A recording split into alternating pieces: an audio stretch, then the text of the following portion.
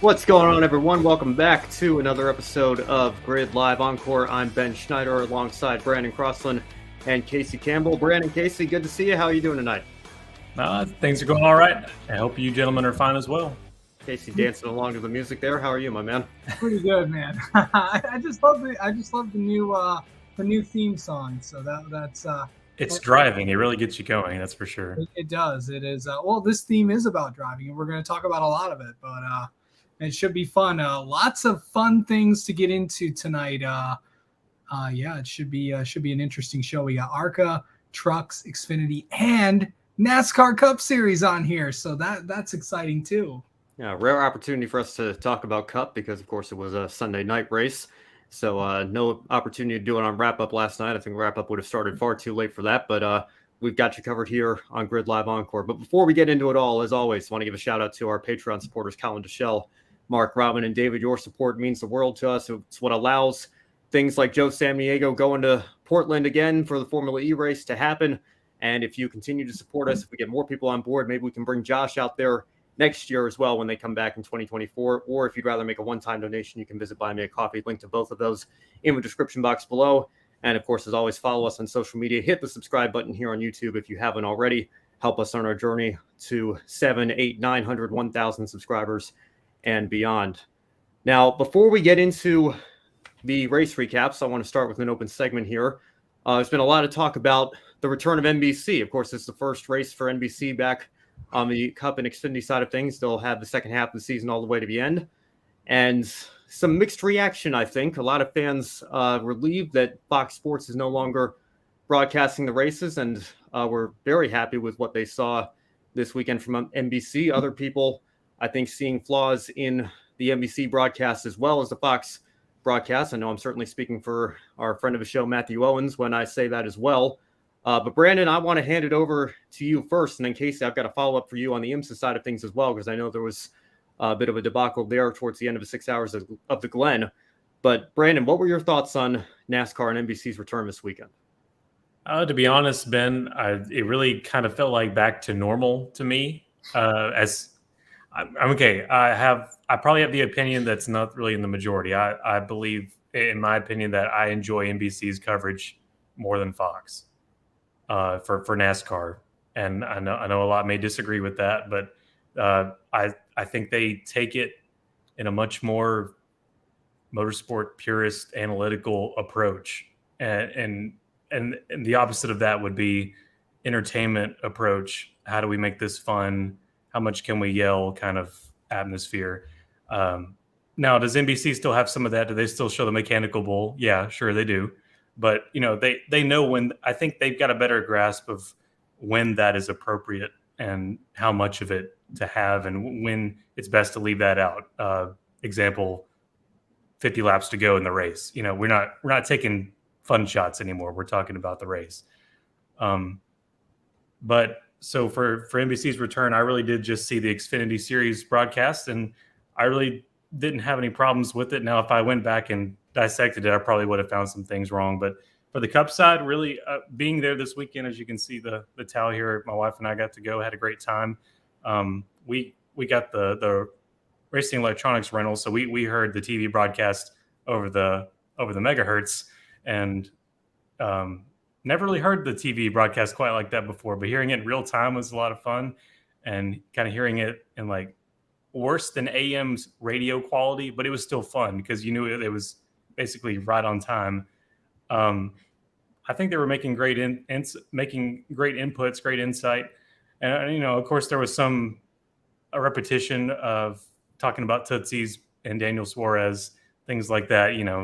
Things you feel like were kind of done behind the counter. Hey, can you mention us a few times, kind of thing. But and also being a local from this area, I do kind of smirk whenever they show all these things about Broadway and Nashville, and the track is nowhere near downtown. And so, but that, that's a staple for anywhere you go. Whenever you're going to that city's track, you got to show the downtown area, even if it's, not in Chicago, it's in Joliet, from Chicagoland days.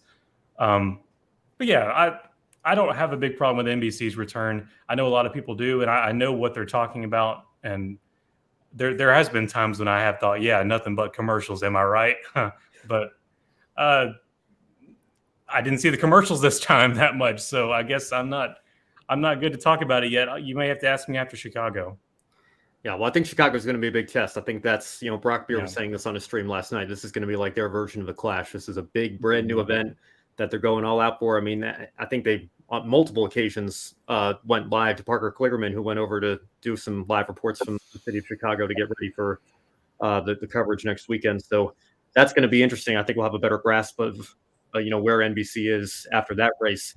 I'll say this much, Brandon. I think it's interesting that you think you're in the minority, because I actually think you're not. I think you're in a pretty sizable majority, at least from what I've seen on Twitter and in YouTube comments and things. I think a lot of it is just Fox fatigue, because, like, don't get me wrong, Fox, I mean, we've talked on this show, think back to the Knoxville truck race last year in particular. I think that was one of the worst we've ever seen. But there's a lot of Fox fatigue by the time we get done Sonoma, and everybody's looking forward to a new network coming back and kind of a change of pace here. But, I don't really know where this came from. I don't know if it's, Dale Jr. is still popular, and I get why people like the energy that Jr. brings. I think sometimes he's on the rev limiter and it's a little bit too much here. And some of the lines that he says, there was one line he had when they were 3 wide last night. He said, "Look at this racing at this racetrack." And it just, it's little things like that But listen, I know Junior-isms. I think I know what he means. Like, yeah, the way he's saying it may not sound coherent, but I know what he's saying. Sure. Yeah. I mean, I get it. Different people are going to like different things. That's totally fair. I just get confused. I mean, I feel like you would think Sam Flood walks on water. Like they think that NBC is just like the gold standard. That it's absolutely perfect. They're up here. Fox is down here. I think we're allowed to acknowledge that there are strengths and weaknesses from both networks. And so seeing all these, I feel like NBC has kind of been getting a pass for certain things. Like, I don't know what they were doing. I'll say this much. I think the best thing NBC did all weekend was at the very start of the Xfinity race. I liked their take on the grid walk. It wasn't like a traditional grid walk. It was Junior and Burton on pit road for a minute as the engines were idling, giving, I thought, very solid analysis and, talking cohesively, not Michael Waltrip spilling a taco on Denny Hamlin's car versus the Fox grid walk thing.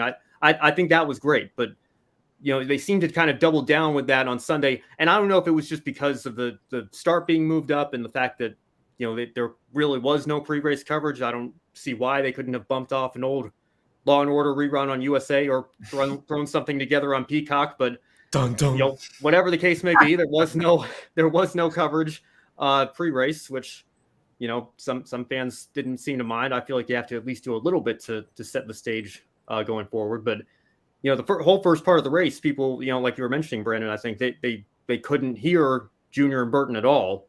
And I think that's certainly, something that, maybe NBC should take a look at that and say, maybe we don't need to try that again. Or if we are going to try it, we need to at least ensure that we'll be able to hear what they're saying. But I think that the biggest issue with NBC all day was something that happened in the IMSA race. And of course, Casey, I'll bring you back in for this. A lot of people were upset, and this is where the whole nothing but commercials thing comes in. NBC, not only for 6 hours at the Glen, the IMSA race, you have a 6-hour endurance race. They not only took a commercial with under 10 minutes to go, the Peacock feed doesn't do side by side. So the bare minimum, people watching on traditional television on USA, they got the side by side feed. The people on Peacock were seeing a full screen commercial. Most of the time, most of the ads for Peacock are just for other Peacock programming. And they missed the pass for the win, which, ended up being irrelevant anyway, I think, because we have the whole disqualification issue. Casey, you can go into that a little bit as well if you'd like. I know we're going to talk more about that on Grid Tonight on Wednesday, but, it just was very chaotic there at the end with missing what we thought at the moment was the race-winning pass. I know a lot of people were very upset on social media. What was your take on what happened with NBC at the end of the IMSA race? Oh, I mean, I was watching the main broadcast on USA as well as Peacock. I was doing a bunch of different things, and I did see that. I'm like, okay, all right. It wasn't good. That's all I gotta say. I mean, it's 10 minutes left. I know I'll say this: if they did this and there was an intriguing battle going on, you would see a major riot. And you still did. But I don't know. It's just, and I'll say this: this is nothing against the talent at NBC. I mean, I know a lot of them. The booth did a really good job with the IMSA broadcast. The pit reporters did a good job. Of course, at that time, you got 6 hours of coverage, and they told a bunch of stories. And whenever Matt Yoakum's on pit road, you're going to get some good stuff. Yes. It's always good. It's always good to see him, a fellow Michigander and a big supporter in my career of covering motorsports. So always appreciate Yoakum for that. But I was talking to Bozy Tanaravich of the Tulek from the Vassar Sullivan Lexus, who, by the way, won in both GTD Pro and GTD. So congrats to them. And then how about also Nolan Siegel and the CrowdStrike team? What a week! What a few weeks for George Kurtz, going and winning Le Mans, and then going and winning the 6 hours at the Glen. And then the interesting thing is with the top class in the 25, BMW getting their Porsche Penske getting their win at the Glen. Then it got disqualified 5 hours later, and then this morning when I woke up, they decided that they're going to protest. So we'll see how that goes. I thought F1 teams only did that. So so we'll have to see how that goes. But yeah, it's I'll say this, and I'll say, remember when we talked about this in January, guys, about this the IMSA podcast? Yeah. I would pay more money for a non-commercial broadcast. I get it. I totally get it from because don't say it too loud, it might happen. I totally get it why commercials are there. I mean, it's the networks need to make money and all that. I'm not sure how much NBC's paying, and I don't think we'll ever know. But yeah, I'd pay more for maybe a little bit, because that's what we had last year. Those if I was not mistaken, those Peacock streams were commercial free. I'm not sure what changed this year. So I think it's a Peacock thing more than NBC Sports. Yeah. If I had to guess, Yeah. it'd probably be someone at Peacock saying, no, you can't do that at all. And you know what? It just occurred to me. Of course, it's multi-class racing, and I must confess I was away. I didn't see the broadcast live, but the I want to make sure I have this correct here. The pass for the win was that was the overall class, and that's what we're dealing with the disqualification right now. Yes, that's the overall class there. P class. Yeah, and that's the pass that NBC missed when they were in commercial. I'll have to check on that. I know they missed a pass for the win. Yeah, and that was in one of the classes, but don't give me. I don't want to give out misinformation, but I will. I will have to check on that. Regardless, people were not happy about that, and I just it frustrates me as a viewer, because you're right. We can bring up what we were talking about after Daytona and the Rolex and everything. I just get so frustrated that they're showing us a different commercial feed than what they have on the linear television. And again, like when you're shoving, like if it's just, if it's advertisements that I know third-party companies have come in and said, we want to advertise during your race on your network, and we want to be specifically on Peacock, then I get all that. But it seems to me like 9 times out of 10, the ads that they're showing are, oh, check out this new show. It is coming to Peacock on July 15th, or check out our other programming on our own streaming channel here, where you can watch supersized episodes of The Office. Like, it's, I don't know, which are great. Super fan, by the way, super fan, whatever. Yeah, whatever. It's it just seems like such shameless plugs to me that it's kind of a turnoff, and it makes me like, again, like the series that we cover here at Grid. There's going to be a Peacock exclusive IndyCar race here coming up, just like there was last year. Like it's almost unjustifiable to me not to give them the $5 a month to have a subscription, because there's so much motorsports content on there that's useful to us when we're talking about these races and these series and everything. And then, of course, you have the IndyCar Peacock exclusive race. But it's very frustrating. Is it Toronto? I think it is. Yes. And it was last year at least. And I know that the irony in the irony in that is Peacock's not available in Canada. There was somebody, I remember somebody talking about the media center last year and saying, like, I'm in the media center trying to pull up the feed and it's telling me the service that is the exclusive broadcaster of the race is not available in this location. So that was brought to you by NordVPN. Yeah, there you go. That's what you're going to have to do. VPN. NordVPN. So, go ahead, Casey.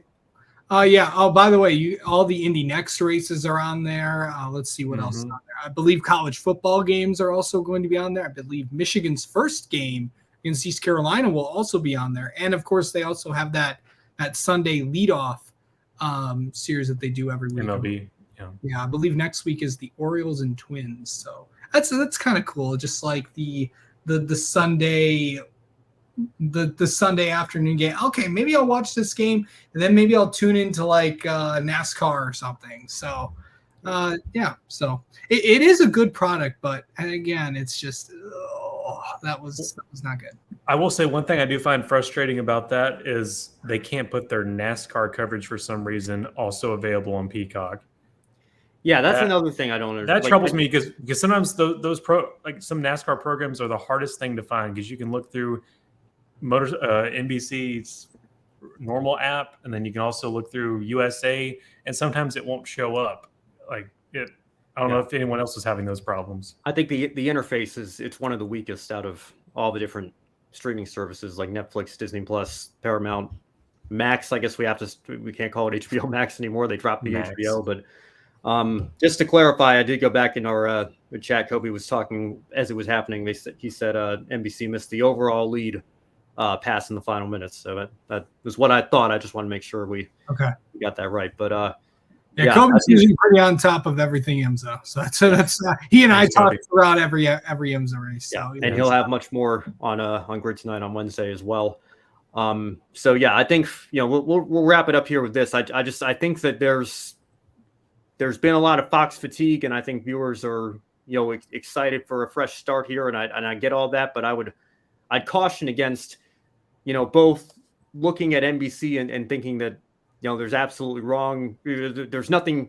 nothing wrong with their broadcasts, and they're the gold standard, and they're at the top, Fox at the bottom. But I'd also caution people looking at what I'm saying and looking at what Matthew Owens is saying and thinking I don't want to speak too much for Matthew here, but I don't think we're trying to give off the impression that there is not one single good thing NBC is doing in regards to NASCAR right now. I think, they have a lot of very solid talent. It's just a matter of putting, their talent in the right places. Matthew and I were talking, maybe Dale Jarrett and Kyle Petty would be better in the booth, and Dale Jr. and Jeff Burton would be better on the Peacock pit box. I know, I understand, Mike Joyce said it perfectly on the download. You couldn't dynamite Jr. out of the booth because of who he is and, the popularity there. I understand why they want him in the booth, but I think that's a part of it too. And Brock's mentioned this as well. You have to, I don't even know that anybody has to be fired. It's just a matter of looking at that, dissecting what's going on in your broadcasts and reviewing them and taking a look back at what we can improve on and making sure that you're using your talent in the right places. Because again, I think that the whole too many cooks in the kitchen thing has come up as well. Do we really need 4 people, in the booth and 2 of them on each side here, where it's harder for Rick Allen to maybe, put his arm out and try to, make his color commentators lay out a little bit.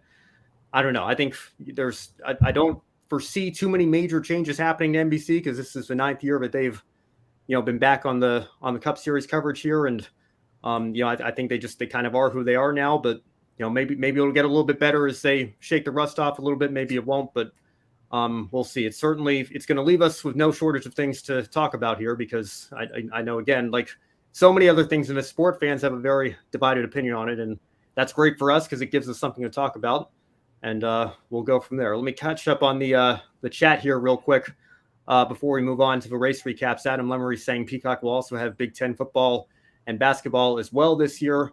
And another friend of the show, Seth Eves, says that's why you listen to USRN. And there you go, Seth. I will say, great job on the call with Matthew Owens. Matthew sent that to me earlier this afternoon. So you guys did a solid job there, as you usually do. And Adam is in agreement with you, I think. So we'll leave that as it is for now. Let's get into the actual race recap. And again, because it was a Sunday night race, we have an opportunity to talk Cup on Monday Encore show here. And Brandon, I know we've been talking about Ross Chastain all year with, particularly the last couple of months have been pretty controversial for him. He got a massive win last night. Do you think that, first of all, how big of a confidence boost do you think that is? And second, does this increase the target on his back? It's like him showing that I'm a real championship contender again? Or do you think people will see now that he can win a race cleanly and maybe this actually takes the target off of his back a little bit? Maybe they'll be less likely to retaliate for earlier season incidents. I think you heard it from him as soon as he smashed the watermelon. He's taking this as a huge confidence boost. It just bursted out of his mouth. He couldn't contain himself. Just saying that he's telling kids, like, this is what happens when you're going to get criticism and all this stuff and you stick to the books, or whatever the quotation was. I didn't expect him to say that much. That was a lot. So he definitely has got a big confidence boost. Now, as far as a target on his back, pressure might be back on him here, as I mean, or maybe not. I haven't really decided yet. I'm gonna have to wait a couple more weeks as this pans out. I don't know if he's got any. He didn't really make any enemies after Nashville, really, so he might be okay. But I mean, besides the little back and forth with Denny Hamlin for the lead there in the final stage, he's definitely a championship contender. He was last year too, and just lucked out there at Phoenix. But yeah, I think he may have relieved some of the pressure there after a lot were criticizing him for his aggressive driving, which, he's still going to have that. There's no question. But I'm interested what you might have to say about it too.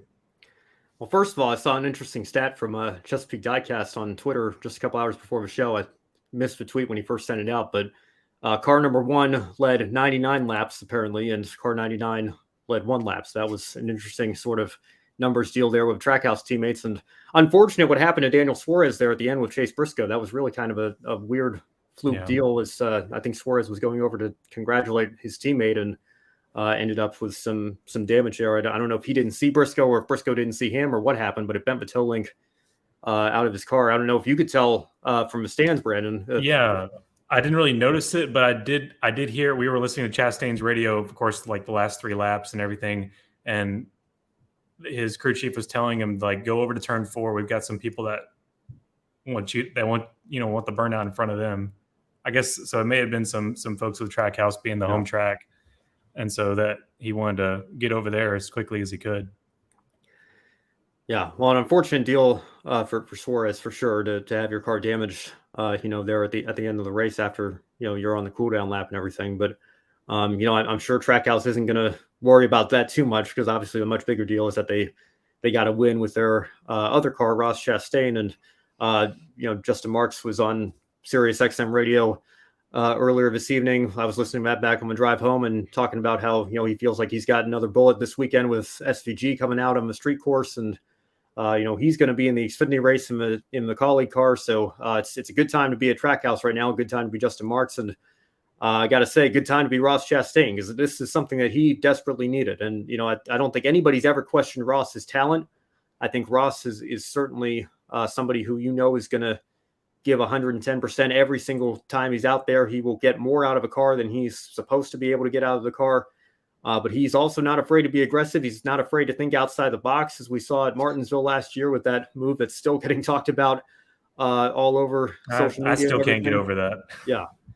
Yeah, and it nearly won him a championship, because he was, what was it, 200-300 feet away from, catching Joey Logano there at Phoenix. He wouldn't have been in the championship 4 without it. So, it's been a very difficult couple of months for Chastain. I think, getting caught up in all these controversies and everything. And, we've been a little bit critical of him on these shows. I know Josh Birch certainly has been critical of Chastain's driving. And, of course, he's coming over from the European side of things. So, there's probably a difference in terms of driving standards of what's acceptable or not. But, I have no problem with aggression. And I think Ross, certainly has embraced his status as an aggressive driver. As much as he may get out of a car and try to apologize for it. How many times have we seen him go back out there and do the same thing again? So that's just, I think, part of his driving style at this point, and it seems to work for him because he has established himself as a real contender here his last couple of years for Trackhouse and Trackhouse as well. I think people forget, they see it as kind of the old Ganassi team here. This team's only been in the Cup Series now for 2.5 years. So it's been a rapid rise to the top of the NASCAR Cup Series and being able to contend for wins week in and week out. So I think it's a huge deal for Chastain, and we'll see how he uses this momentum going forward. I know he got a couple of wins early in 2022, and obviously then was able to get into the championship four. But it's been a bit of a winless streak for Chastain that he's broken here. So we'll see what comes of it. I will say, I have to echo with Dale Jr. I'm really glad to see someone who's actually thrilled to win. Like he was screaming for maybe 30 seconds or more. It's good to see. Yeah. He's no stranger to winning, and he still enjoys winning. And there's a lot of Cup guys you see they'll just get out there, get out of the car, maybe make a smirk or two, but really it's just another one on the board for them. Yeah. The emotion from Chastain. I still remember when he won his first Xfinity race in that DC Solar car for Ganassi. Yeah. Just kind of getting out, and I don't know if Rutledge Wood was the one doing the interview. I can't remember who it was. I think it was Rudd, might not have been, but he was kind of told, congratulations, your first win. And he just kind of got out and said, thank you. It was kind of nonchalant, didn't really know how to react or what to say. And to go from that to, 5 years later here being, so excited for a Cup Series win is just, testament of how he's grown as a driver and a competitor, and, how much he appreciates the opportunities that he's gotten here in the Cup Series. Seth Eves, appreciate it. You're welcome. I see Matthew here in the chat here. I'll get to him in just a second. Adam saying, speaking of Trackhouse Racing, SVG was there as well. Maybe the momentum carries to Chicago. I think SVG certainly could surprise a lot of people with how well I think he's expected to run by all of us here at the Grid Network. I don't know that he can win the race, but I think he's certainly going to be a contender for a top 10. And he's certainly got a car underneath him that's going to be capable of that. And Matthew Owens from the Behind the Mic account, good to see you. Late to the party tonight. Sorry, I was stunned that after Blaney's Charlotte win, how out to lunch Ford was again, and SHR is just so terrible. Aside from Harvick, it's baffling. Yeah, I mean, first of all, Matthew, encourage you go back and we talked about NBC for the first 20 minutes or so I'm sure you're going to enjoy that content. I'll try to get it up on my YouTube channel as well after the show. But you're right. Chase Briscoe was being outrun on pace by both Rick Ware Racing cars, and again, no disrespect to Rick Ware Racing, but with where Stewart-Haas has been this year, I think, if you get outrun by a Hendrick car or a Gibbs car, I think if you go back in the Monday morning meetings, you can look yourselves in the eye and say, you know what, fair enough. Those teams are ahead of us right now. With no disrespect to Rick Ware Racing here, if you're getting outrun by those two cars on pure pace and you're Stewart-Haas Racing, you got to look at yourselves and say, what are we doing? Even Rick Ware Racing knows that they're getting away with it. Yeah. Like they know what they've got. Let's be honest. They do know what they have. Yeah. It wasn't that long ago that Cole Custer was getting, 2 or 3 Cup starts, before he went full time in the 41, and Rick Ware was aligning themselves with Stewart-Haas. It was like a full, basically a Stewart-Haas entry under Rick Ware's owner's points. And I think Jenson Button has some sort of similar deal with the few races that he's been doing this year and is going to do later this year. You're almost at the point, would it be better if SHR would align with Rick Ware Racing? I mean, if they're getting outrun on pace by that team, I mean, it's just, we know it's not been a good year for them, but, really kind of shocking to see how far off the pace Chase Briscoe was. And I don't think it's an indictment. I've seen people say, Almirola, just hang it up, bud. What are you doing? Like, I mean, he just went out and won an Xfinity race. I don't think it's an indictment on those guys' talent. I think it's just a matter of where the program is right now and the fact that, I don't know if they're really prioritizing Kevin Harvick because it's his retirement season, but I think Kevin Harvick and Rodney Childers, they're really overachieving right now and getting much more out of that 4 car than I think would be what we would expect them to, given how their teammates are running at this point. And I think Eric Almirola is having a lot worse season than I actually thought he was, because I remember him having a lot of time up in front of the pack for some of the early part of the season, but obviously the results are not showing that. So they're definitely not making it there at the end. But maybe it was a Mandela effect or something. But I really thought I saw Almirola up there a lot more often than what the results are showing. Yeah, well, we'll see if they can turn it around again. Of course, all of their cars basically in a must-win situation if they want to get into the playoffs, except for Kevin Harvick. Of course, we'll see if he can get a win or if he ends up pointing his way in. But in the meantime, we'll stick with Ford here. And Matthew mentioned Ryan Blaney as well with his 600 win. He was involved in a very frightening accident on a restart and ended up finding a part of a track that did not have a safer barrier. So, Brandon, I want to ask you, it's 2023 here. And I kind of can't believe we're still having these conversations where we have exposed walls without the safer barrier there. Does NASCAR need to put their foot down and mandate the safer barrier around every part of an exposed wall at every single track they run, or the ovals at least, I should say? Yeah, this was a big surprise to see how bad it was from our vantage point anyway there at the track. But Ryan Blaney off that restart, it was kind of what was happening behind him that caused that with Kyle Busch. And Kyle Busch veered off there with him, but it was kind of what was behind them that started that. And Blaney's he picked up the pavement and tried to turn, but the pavement was already pushing him straight into the wall. So it was that both wheels impact straight forward into the wall. And we know NASCAR has been working on getting this impact right there on the front end and trying to fix that. But we were listening to him on the radio, and he sounded pretty shaken up. I was really worried about Ryan Blaney not getting out of the car okay, but I'm glad he did, and hope he's okay here in the days to come. But he was like, yeah, I need some help, guys. Like it was kind of reminiscent of Alex Bowman's hit where the way he sounded on the radio. So I was really concerned hearing that at the time. But yeah, safer barriers, they're not everywhere. They're mainly on the external side, on the outside of all the tracks and high traffic areas at road courses.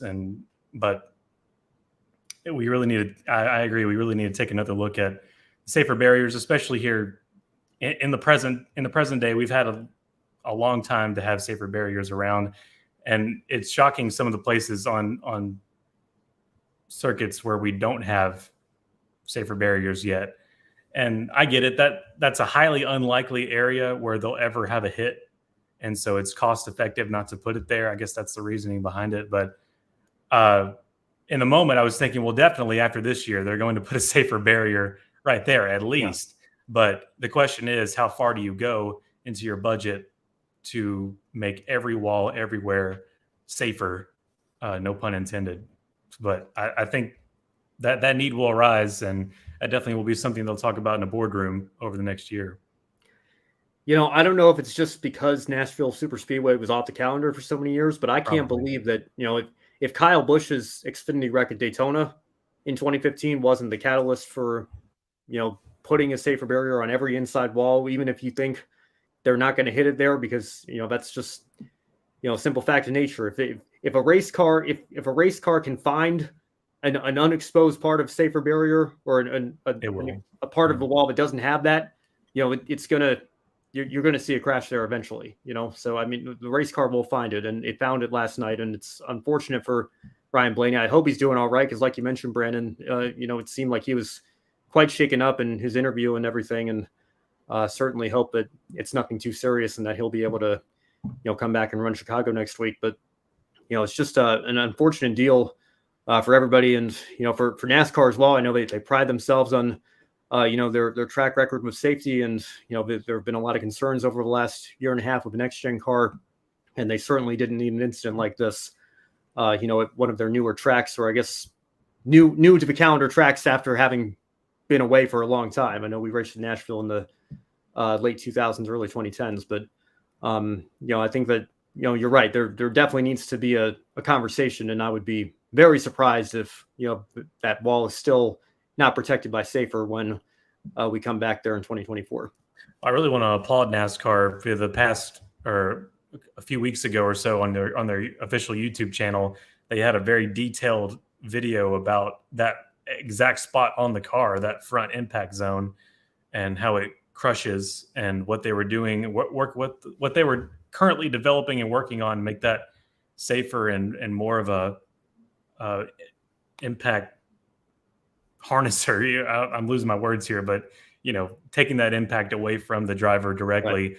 And NASCAR gets criticized all the time for being vague, and we'll get around to it and all this stuff. But this was a really cool step to see a very long video on their YouTube channel with some of their top engineers at their R&D center showing you exactly what they're working on.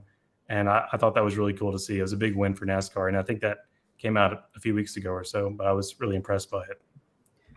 Yeah, well, certainly wishing Ryan Blaney the best. And again, hopefully if there are any tracks out there that still have unprotected walls, hopefully this is the wake-up call that, those days need to be left in the past. It's 2023. We have the technology. We have the ability to make sure that we can make this sport as safe as possible. Let's do everything we can to try to get there. Well, we're going to bring Casey back in here, and we're going to recap the ARCA race this weekend. And Casey, I got to tell you, Jesse Love would be sitting on a 5-race win streak right now if Berlin were just a couple of laps shorter. He picked up another win at Elko this weekend. Frankie Muniz was involved in his first major accident of the year. So I'll pose the question here to you. Is this championship pretty much wrapped up at this point for Jesse Love? Never say never. But yeah, this is Yeah. You're setting me up, Casey.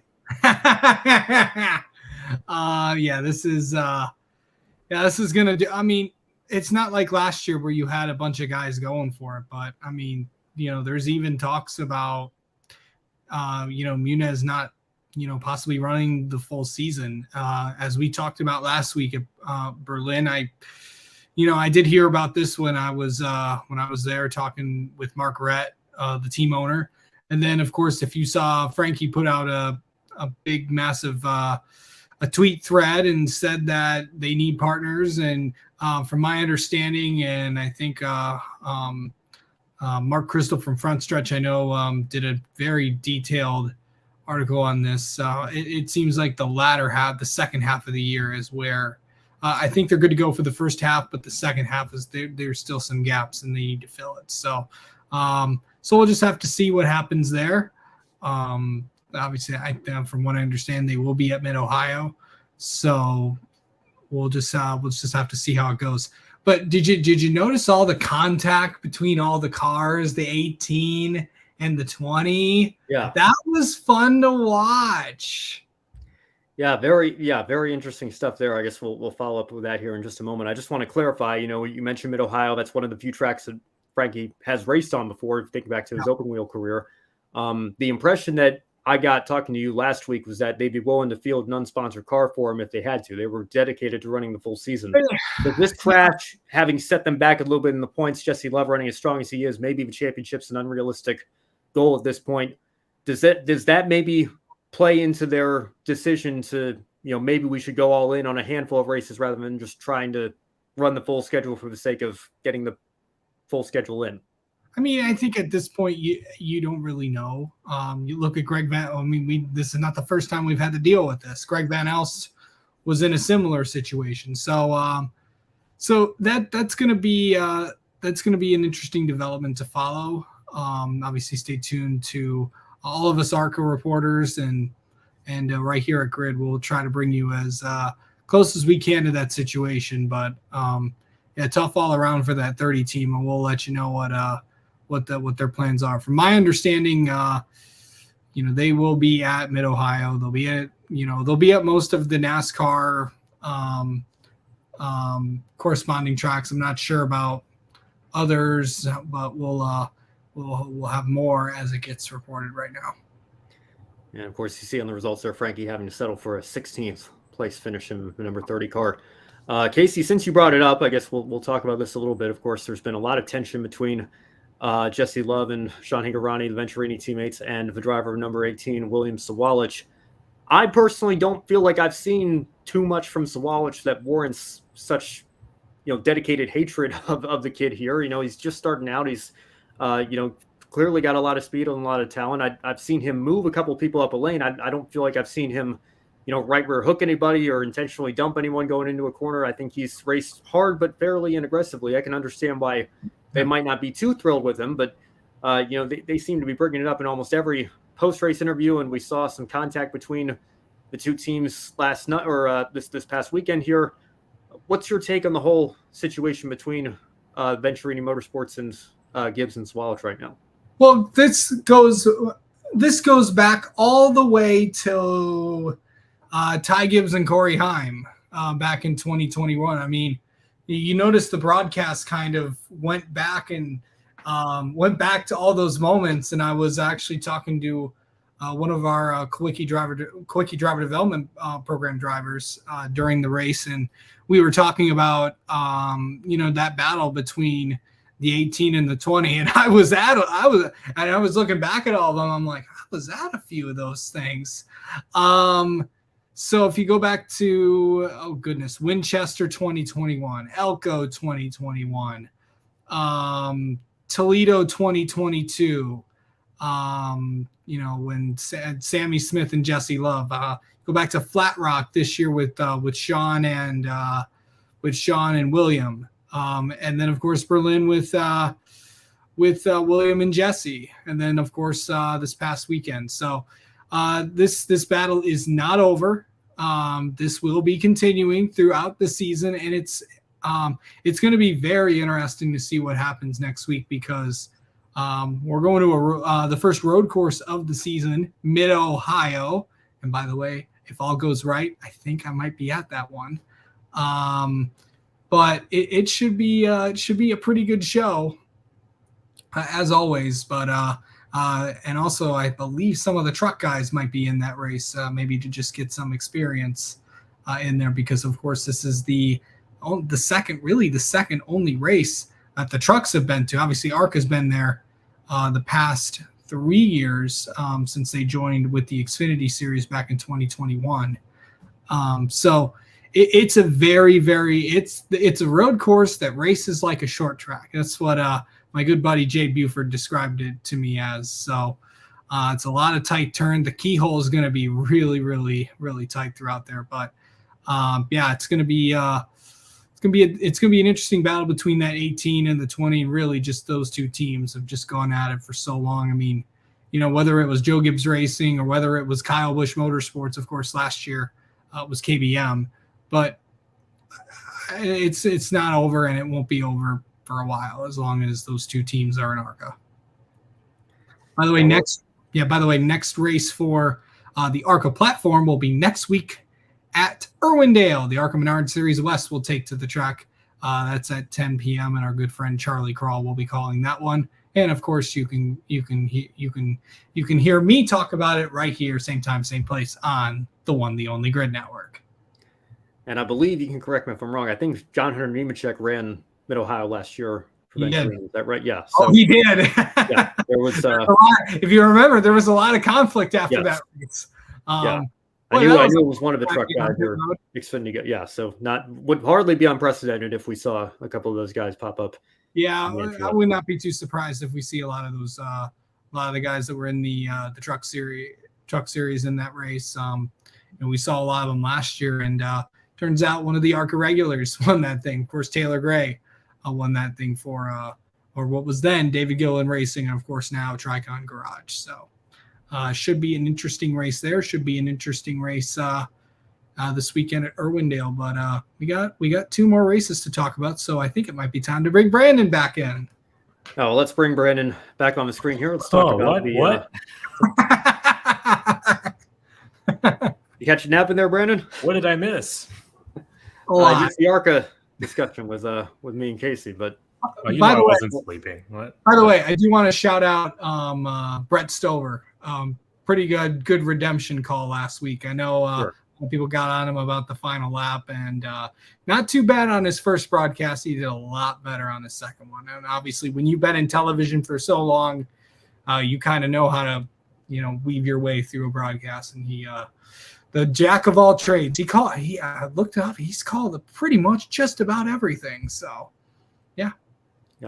Yeah, might have redeemed himself after continuing to call the race after the finish, but I think a much better finishing call at least.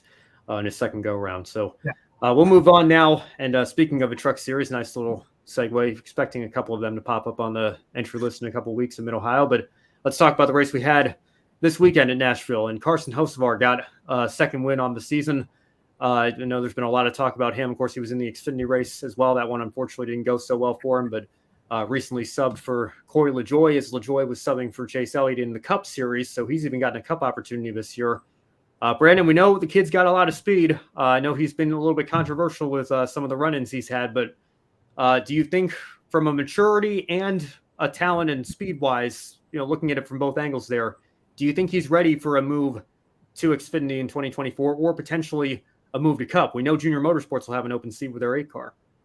Ben, it's been a lot of fun to see Carson Hocevar get behind a truck and go at it the past couple of years. Last year was really rough for that camp, no doubt about it, in East Motorsports, and just had a lot of scary things happen, especially you look at Worldwide Technology Raceway. That was a doozy.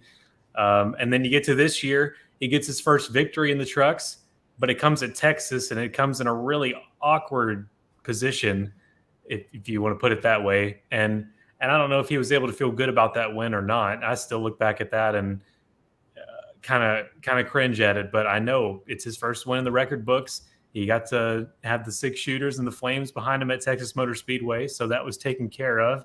But I think we all kind of assume he really wanted something that was no question. I went out there and took it, didn't ruffle any feathers. I went out and won it.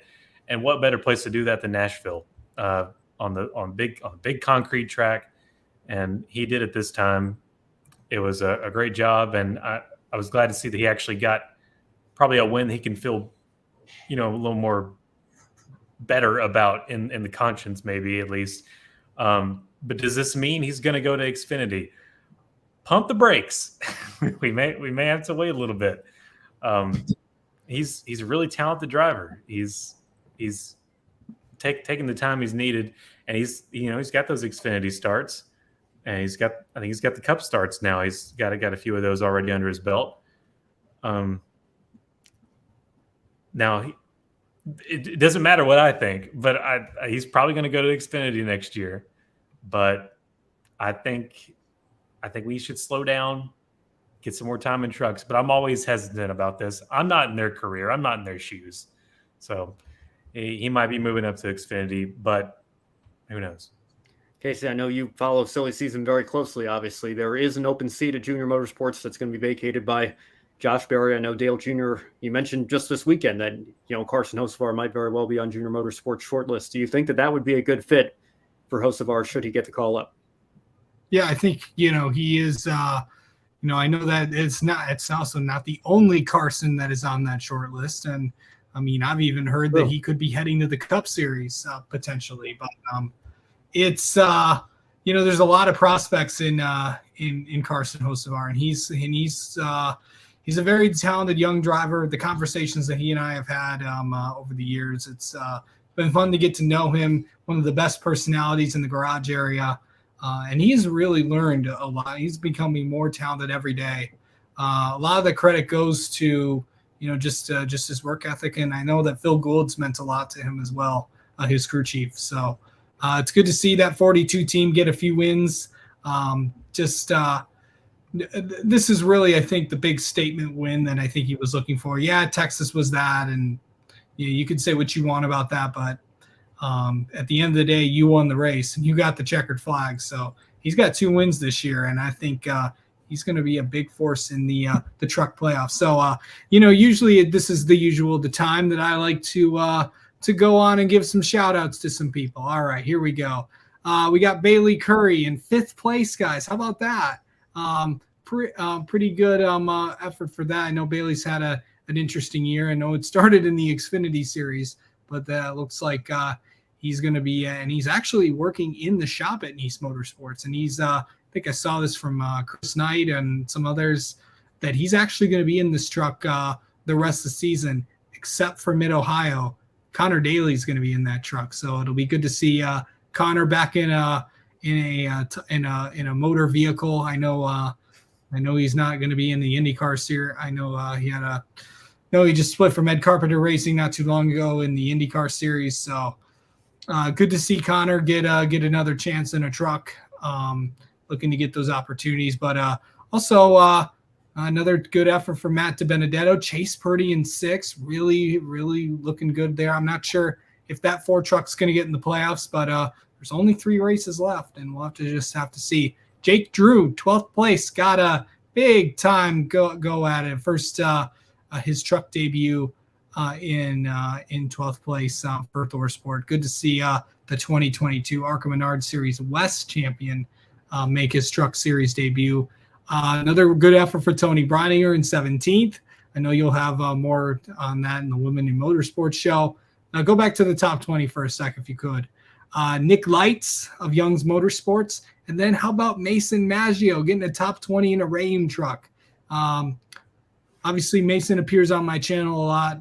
Good young driver, always looking to, doesn't have a lot, always looking for opportunities. And he's kind of found a home at with Rayum this season. So good to see his effort get paid off there. But yeah, it's going to be but if you look at the second page, guys, Ty Majeski, a lot of the guys that are in the points trying to get in the playoffs.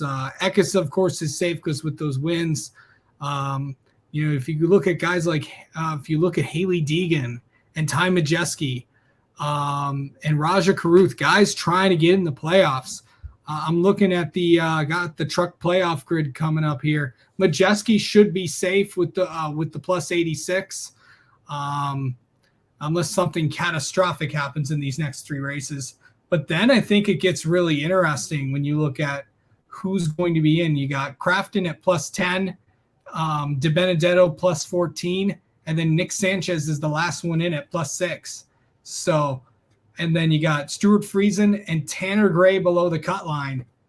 It's going to get really interesting. There's only 3 more races left in the regular season for the Truck Series. Mid-Ohio, a road course. You don't know what's going to happen there. It kind of races like a short track, so that'll be interesting. Hopefully we get a good finish like we did last year. Pocono, the tricky triangle. It's always tough. And then another short track in Richmond. So 3 very unique tracks to end the season. So it's going to be tough for guys like Friesen get in.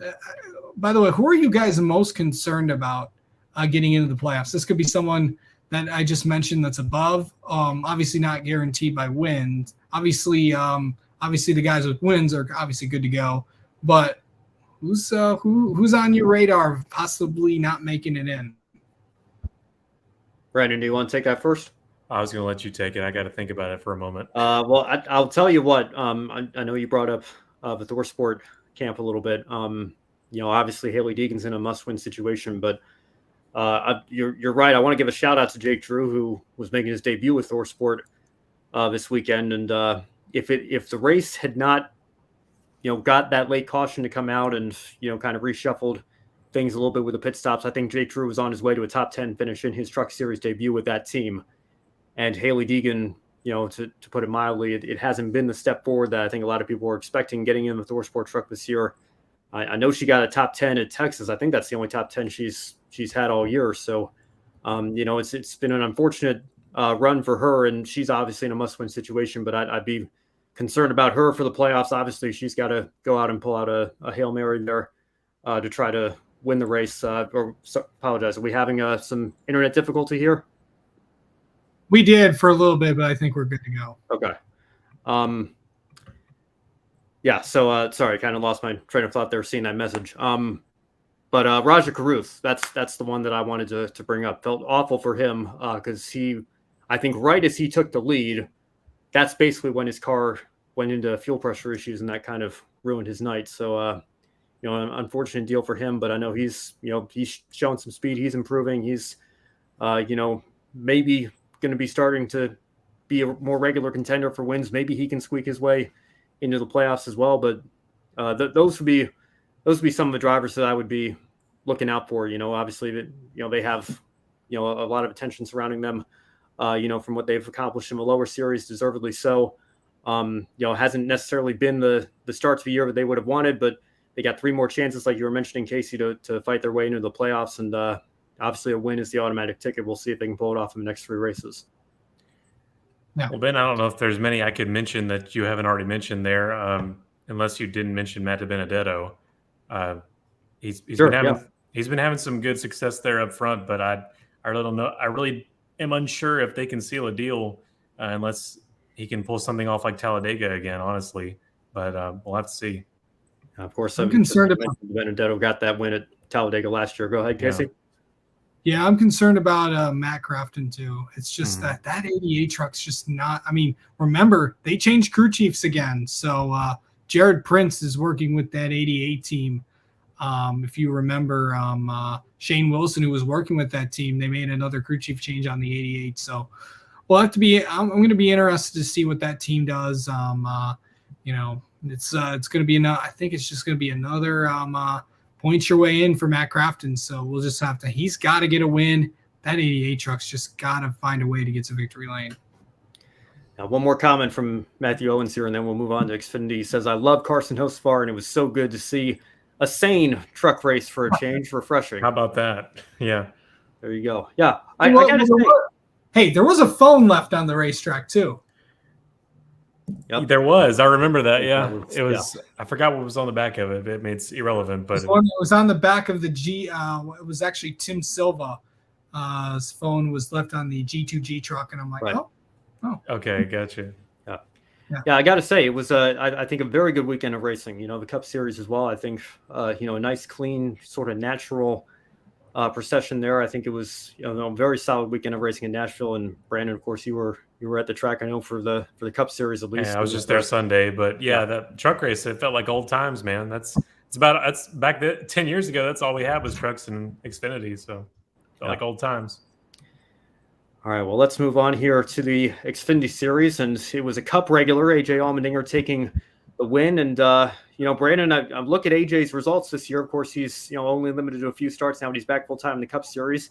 He won at Circuit of the Americas. He finished second to Eric Almirola at Sonoma, holding off Kyle Larson there at the end. And now he goes out and wins on an oval at Nashville. So I'll pose this kind of two-parter to you. Were you surprised by his Xfinity success given the struggles on the Cup side? And do you think that that's kind of shown that maybe he should have stayed in Xfinity? Maybe that was the better option of the two this year. What's your take on that? I'm not surprised at all from his Xfinity success because he's such a master of that car. And with Colleague, I think I said it something like that last year. He's just a master of this Chevrolet Xfinity car, and he's a master road course driver, and that translates well to short tracks too with his braking points and things like that. He's just a great Xfinity Series driver, and I remember us talking about it last year that you were really hesitant, Ben. I remember you being really hesitant about him moving up to Cup full time, and kind of going, is this the right move? Because I mean, AJ, you seem really happy in Xfinity's in an Xfinity Series. I mean, you can go get the Brickyard road course win. On top of that, too, you don't have to leave your Cup starts. You can have those when you want them. But you seem to be really vibing. You seem to be having a good time in the Xfinity Series. Are you sure you want to leave it and not still compete for championships? Because I definitely believe he could still be a contender if he was in the Xfinity Series full time this year. And I don't see why he made the decision to go back to the Cup. Time will tell whether this was a good decision, but right now it doesn't feel good. And I forgot what the second part of the question was. I'm a politician. I think you hit on it. Like, was it a mistake to leave what you had in Xfinity and go to Cup there? And it's again, starting to feel like that, but we don't know. Well, Casey, I'll throw this over to you because I know you were kind of teasing this on the show last year. He's not necessarily confirmed to be back in Xfinity, and he's always said he'll do what Matt Colleague and Chris Rice want him to do. So I don't know how much of this was his decision or him being encouraged by them looking at his Xfinity results and his strong runs, to be fair, in the Cup Series last year. But, what do you think he should do in 2024? Do you think he should look at, the success that he's had in his few Xfinity starts this year and maybe consider taking a step back there? Or do you think it's just a matter of, you're back on the full-time Cup grind. It was going to take some time to get up to speed. You're on 2 straight top 10s now. He got a top 10 in a Cup race as well last night. are they maybe starting to turn a corner, and we can maybe have a discussion a little bit later in the season when we see when they get settled in here what their true pace is? Well, remember what Matt Collick and Chris Rice have always said. AJ's got to be having fun if he wants to, compete in this series. And I know it's been not a big frustrating. It's been a little frustrating to see, probably for him to put the results that he's been doing. But those 2 Xfinity wins have just got to be got to lift up his spirits a little bit. And obviously, he's having he and his wife are expecting their first child later this year, so a little bit of excitement for that. But yeah, we'll just have to see what AJ does. I'm not sure what his plans are. I've heard a lot of things about what he might do. We'll just have to see what happens with all that. But yeah, it's just another interesting thing that's going to be happening there. But yeah, obviously, if I could. I know we're a little pressed for time, but do want to give some shout outs on the Xfinity field.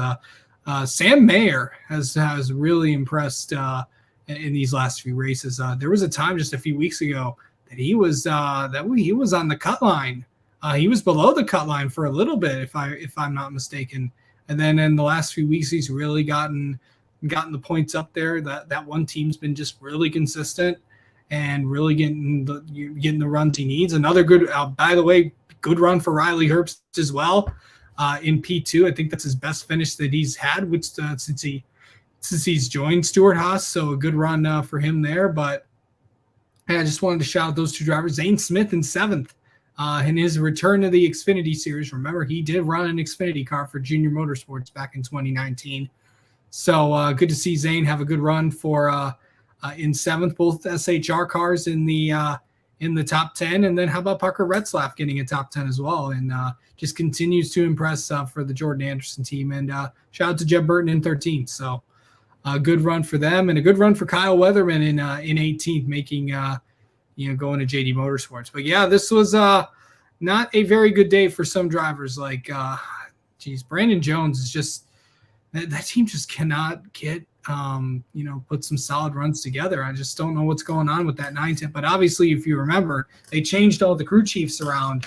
And obviously, there is growing pains. I do expect Brandon Jones to get a win this season. That 9 team's really got to start picking up the wins here. But he's 51 points below the cut line right now, sitting in 14th. And by the way, Parker Kligerman's only 28 points behind the cut line in the 48 for Big Machine Racing. So it's going to be a very interesting, not as interesting as it will be for trucks, but definitely should be very, very interesting next few weeks. But remember, there's only 11 Xfinity races left until the playoffs begin at Bristol. Brandon, just to touch on Riley Herbst again real quick as we wrap up the Xfinity segment here. Obviously AJ Allmendinger is a Cup driver once again, so you could maybe say Herbst was the best to rest when you look past the Cup leeches, if you will. Although, maybe Allmendinger doesn't, make as many people upset as, the Kyle Larsons and Kyle Bushes of the world. I try to be as consistent as I can, but Riley Herbst certainly seems to be knocking on the door here, trying to break through. Do you think he's on the verge of maybe getting an Xfinity win? I usually agree, but I'm going to be wild and say no. I'm going to say he's not on the verge. I don't think. I'm just going to be very projective and say that Ford does not have the numbers in the Xfinity Series to convince me that Riley Herbst is on the verge of his first Xfinity win. And I'll say he won't get it this season. Now, I might be proved wrong, and I probably will be proved wrong, but I don't know if the consistency is there. Of course, Ford's really struggled on the Cup side of things. SHR, I think, has been a little bit stronger here in Xfinity. Of course, Cole Custer got the win at Portland, and then Eric Almirola in a heavily affiliated with SHR RSS racing car getting the win at Sonoma. And like you mentioned, Casey as well, great run for Zane Smith as well. All 3 of those cars in the top 10 with Custer down there as well. So solid run for them. But yeah, go ahead. Yeah, and remember, sorry to interrupt you, Ben, but there is and Riley Herbst has a new crew chief this week, right? Of course, with Richard Boswell going up and being with Chase Briscoe. I can't think of the name right off the top of my head, but he does have a new crew chief this week. So for the rest of the year. So yeah, we'll have to see how that goes. And it should be very interesting when we take it to the streets. I've always wanted to say that because we're going to Chi-Town. Yeah, good point you bring up there as well. A lot of crew chief shuffling over at SHR, just trying to do whatever they can to salvage this season here. But we'll see if it works out for the guys on the Xfinity side who have been affected by that as well. Now, before we get into the one shining moment, kind of some disappointing, sad news coming out of the Whelen Modified Tour. I know we don't typically talk as much about that series on this show here. And I know we're already running long for time a little bit, so we won't go too deep into it. But John McKennedy, the reigning champion of that series, we got word this weekend that his team, unfortunately, is having to close up shop and cease operations. And he, unfortunately, is left without a ride as a result. So, guys, I know, like I said, we don't talk about the series as much here. I don't know that we are going to go too deep into things, but I think a lot of people got some Furniture Row racing memories coming back in terms of the defending champions having to, for whatever reason, close up shop and shut down their team here. Just take me through, what was your reaction when you first heard the news, and how disappointing is it, and how unusual is it when you think of, can you imagine the defending Super Bowl or NBA champions announcing that they're, shutting the team down? It's kind of a foreign concept, I think, to a lot of sports fans. Yeah, it's a bad look. It doesn't, and it was a bad look when Furniture Row had to shut down too. It just, what is going on behind the scenes where this is the only option for them? It's heartbreaking to see, because there's families behind that, and we saw that with Furniture Row. We saw the final weeks of what it looks like to see a team have to literally just fold up shop and cease and tell your employees, look, you got to go somewhere else. We can't have you anymore. That's just really hard to see. And that's got to be happening with John McKennedy and everyone there. And I hate it for the Modified Tour, because it's such a great series, and just to see your literally your best have to do that, that's just hard to see. And and the biggest thing is, and obviously with me, with all the things that I've been able to do in racing, and we're kind of seeing it. You've kind of seen it with with Greg Van Elst this year. Just the costs of racing is just so expensive. And if you look at all the short tracks all around the country, there are tracks, and I know every track's been dealing with this, but a lot of tracks are having trouble getting cars out. It's it's just I know there's a lot of things going on, and with the economy, and how high inflation is, and how expensive gas prices are, and tires and all that stuff. And obviously, certainly something I deal with. For people that might not know, I am a voting member for the Quickie Driver Development Program, and it's something that we deal with. It's something that it's not. I hear a lot of it in short track racing. It's like, gotta pay everybody, making sure, and all that, and it's just a tough situation all around. It's just it's sad to see, but I do think that that's why it's just the reality of what it is, how expensive racing really can be. Again, very unfortunate deal, and like you mentioned, Brandon, families being affected by it. Casey, you brought up Greg Van Elst as well. Who hasn't entirely quit racing, at least not to my knowledge, but has certainly scaled back operations and foregoing the full-time effort there. So there's, again, not a simple one size fits all solution to all these problems, but it's just another reminder of how expensive and how difficult it is to stay in this sport. And even if you're the defending champion, sometimes things just don't work out. A couple of things I want to go back on. I was blanking on Riley Herbst's crew chief, the new one. David Restivo is his new crew chief, and also Greg Van Elst's next race will be at Atlanta. Remember, he's making his Xfinity Series debut with Alpha Prime Racing. So I was talking about the ARCA program. Right. I just wanted to remind people of that. So I know he's really excited about doing that. So it'll be good. It'll be good to see Greg out on the racetrack, because. Yeah, and obviously we will still always remember that day in Daytona when he won. No doubt. All right. Well, let's shift the mood up a little bit here, and let's talk about our one shining moments for this past weekend. Brandon, I know you were at the track, so that might influence what you've got to say. And again, we've got the Cup Series this weekend as well. You can go from to pick from. But what's your one shining moment from the weekend here at Nashville with all three National Touring Series? I guess that would brighten your spirits, wouldn't it? Haven't been at a NASCAR sanctioned track in a while, so that was a lot of fun. That's definitely going there on the one shining moment. Also, I got to shout out both of the truck and Xfinity winners from the weekend, Hocevar and Allmendinger. It was great to see both of those wins and just overall great weekend there in Lebanon, Tennessee, and good to see it. Hi. So I will give my I'm going to give my one shining moment to who should I give it to? I am going to give it to someone you might not expect. I'm going to give it to Mason Maggio. How about 20th place?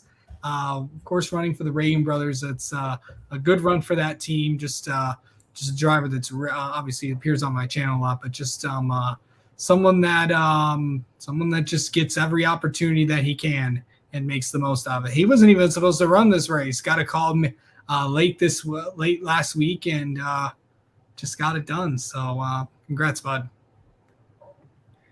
And I will stick in the Truck Series myself. I'll give a call to Nick Sanchez, and I think if he had one, maybe two more laps, he might have potentially been able to catch Carson Hocevar. And kind of ironic that those two trucks were the ones that came together in Hocevar's first win, and Sanchez had that dominant run in Texas come up just short there with that unfortunate deal. I think Nick Sanchez's day is coming. He proved in the ARCA Series last year, but he's got what it takes to succeed at the next levels here, and proving that once again in the Truck Series. I want to give a shout out to him for a podium finish, I guess you could say, third place this past weekend. And that's going to do it for us on this episode of Grid Live Encore. Thank you all so much for watching. As always, be sure, if you haven't done so already, to follow us on all our social media platforms: Twitter, Facebook, Instagram, TikTok, Twitch, LinkedIn. Most importantly, right here on YouTube. Help us on our journey to 1,000 subscribers and beyond. We really appreciate it. If you really liked what you saw tonight, you can take 5 minutes after the show to invest in our Patreon. Join Colin, Deshelle, Mark, Robin, and David in investing in Grid Network to help keep us on the air throughout 2023 and beyond, and help send us to the track a little bit more often, just as Joe Samaniego was out at Portland International Raceway once again this weekend for Formula E. Our long-term goal of $500 per month will allow us to begin doing things like that on a more regular basis. So again, thank you to all our Patreon supporters for supporting us. Your support means the world to us and allows us to continue to do what we love here at Grid Network. If you'd rather make a one-time donation, you can visit Buy Me a Coffee, as these fine folks have done. You can buy a coffee for your favorite honor or talent. Any amount will help us continue to grow our motorsports media outlet. Now, on Wednesday, don't miss Grid Tonight with Joshua Birch, Kobe Lambeth, and Matt White. Joe Samaniego will have the Women in Motorsports program again for you on Friday. And, of course, you can stay tuned for more Grid Live coverage this weekend. As always, we've got the Chicago Street Course. Going to be a very interesting weekend on the NASCAR side of things and all the series we cover here on Grid Live Encore. Brandon, any final thoughts? And Casey, any interesting entry list storylines as we head into Chicago? Yeah, real quick, I found out I'll be with the station here. I'll be interviewing Mike Bagley for the Chicago Street Race. So Nice. really glad MRN's given us those opportunities. So I'll be whipping up some things to ask the bagman about the Chicago streets, and it should be interesting. The bagman's actually going to be on the NBC call this week. That's right. Radio style. Yeah. It'll be radio style. He and Dale Earnhardt Jr. and Jeff Burton will be out in the turns. And of course, Steve Letarte and Rick Allen will be in Tower 1. So that'll be good to see. But that will actually just announced this week. Alex LeBay will be in the 35 this week. Of course, Brent Sherman will also be make his return. Got a chance to talk with him a few weeks ago, so stay tuned for that. We got Cup and Xfinity this week from the Chicago Street Course. ARCA Menard Series West will be at Irwindale, and of course, also IndyCar will be returning this week. So they will be at Mid-Ohio. So we'll also get action from USF 2000, USF Pro 2000, and Indy next. So stay tuned for that. Not sure if we have I think we might have F2 and F3 this week too. So we'll have to see if that comes to fruition. But yeah, radio style with someone that never Come did on that. now. I will say, Turn by turn, because they're you know what they mean. Yeah. The dichotomy of Mike Bagley, who does an excellent job on radio and will do an excellent job for NBC, handing it off to Dale Jr. And again, I can't even really blame Dale because it's completely out of his skill set and wheelhouse there. But very different trying to do radio style play-by-play as opposed to being color analyst in the booth. So it's always kind of interesting, having Bagley hand it off to Jr. there. But I don't know. Maybe it'll go a little bit better than it did at the IMS road course last year. But maybe don't hold your breath on that one. But regardless, still going to be exciting to see Bagley back on the broadcast because I know he always does a good job and kind of keeps that ship upright there with the radio style. And of course, bringing that to NBC, going to be good to see again. Of course, the Motor Racing Network will also be calling the races. Right. So. Yeah.